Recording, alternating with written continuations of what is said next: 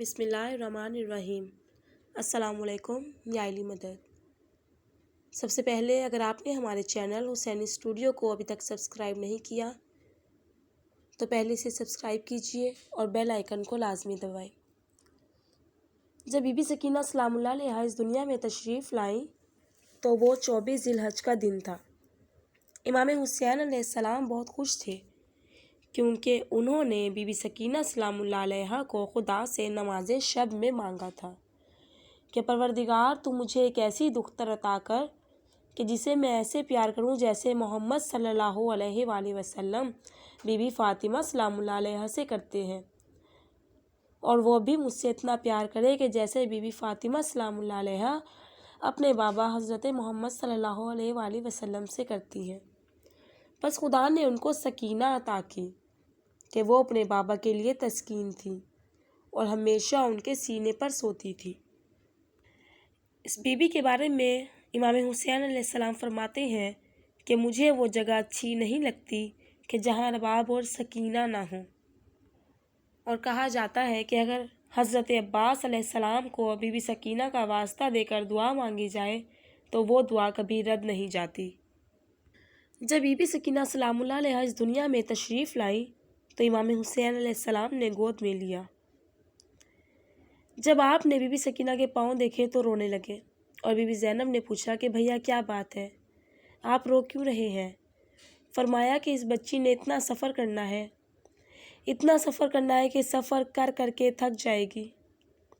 جب be be Sakina 4 سال کی تھی تو شب عاشور امام حسین نے کہا کہ سکینہ، آج سے تم بابا کے سینے پر نہیں بلکہ ماں کی گود میں سوگی۔ کہا کیوں بابا جان؟ کہا کیونکہ کل سے تمہارے بابا مقتل میں سوئیں گے۔ کہا بابا مجھے تو آپ کے سینے پر سونے کی عادت ہے، آپ نے مجھے نماز شب میں اس لیے مانگا تھا کہ آپ مجھے چھوڑ کر چلے جائیں گے۔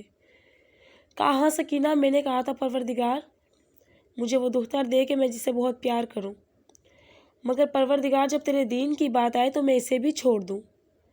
بس امام حسین علیہ السلام صبح عاشور سے لاشیں اٹھانے لگے کہ ایک مرتبہ سکینہ نے آ کر کہا کہ بابا چچا عباس سے کہیں کہ اصغر کے لیے 2 گھونٹ پانی لا دیں ورنہ میرا بھائی مر جائے گا۔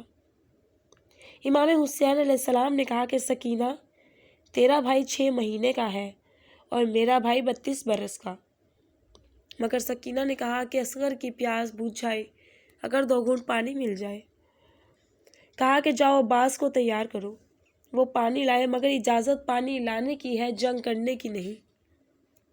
بی بی سکینہ سلام اللہ علیہا نے مشکیزہ اٹھایا اور کہا کہ چچا عباس میں آپ کو خود مشق پہناؤں گی۔ یہ کہہ کر مشق ہاتھ میں لی۔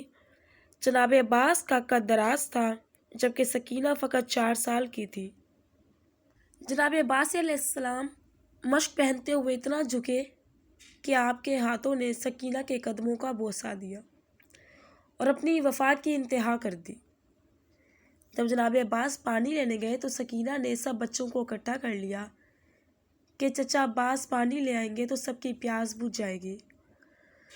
مگر جب بی بی نے خالی علاماتیں دیکھا تو بی بی سکینہ نے کہا کہ بچوں میں تم سے اپنا وعدہ واپس لیتی ہوں کہ میرے چچا مارے گئے، اور پھر عصر عاشور امام حسین بھی شہید ہو گئے اور آل رسول کو قیدی بنا کر لے جایا گیا، کبھی شام کے بازار میں کبھی کوفے کے بازار میں۔ جب بی بی سکینہ سلام اللہ علیہا اپنے بابا کو یاد کر کے روتی تھی تو آپ کے رونے کی آواز میں اتنا درد تھا اور رونے کی شدت اتنی زیادہ تھی کہ جس سے یزید دہل جاتا تھا اور پوچھتا تھا کہ یہ کون بچی رو رہی ہے؟ تو کسی نے کہا کہ یہ امام حسین کی بیٹی ہے سکینہ جو اپنے بابا کو یاد کر کے رو رہی ہے۔ تو یزید نے کہا کہ اس کے لیے علیحدہ زندان کا حکم دے دو۔ بس بی بی سکینہ کو علیحدہ زندان میں قید کر لیا گیا۔ بی بی قید خانے کے دروازے میں آ کر بیٹھ جاتی تھی اور وہاں چھوٹے چھوٹے بچے آ جاتے تھے جنہیں بی بی اپنی روداد سناتی تھی کہ میرے بابا حسین اپنے نانا حضرت محمد مصطفیٰ صلی اللہ علیہ وآلہ وسلم کے کاندھوں پر سواری کیا کرتے تھے جو کائنات کے رسول تھے۔ اور میرے چچا غازی عباس میرے دادا علی جیسے تھے۔ پھر بچے اپنے گھروں میں جا کر بتاتے تھے کہ شام کے زندان میں جو بچی ہے اس کی کہانی سناتے تھے۔ پھر ایک دن 13 صفر کو بی بی سکینہ سلام اللہ علیہا جب اپنے بابا کو یاد کرتے کرتے سو گئی تو خواب میں انہیں اپنے بابا کی زیارت ہوئی اور فرمایا کہ سکینہ تمہارے مصائب ختم ہو گئے ہیں، اب تم میرے پاس چلی آؤ۔ اور 13 صفر کو بی بی سکینہ سلام اللہ علیہا کی شہادت ہو جاتی ہے۔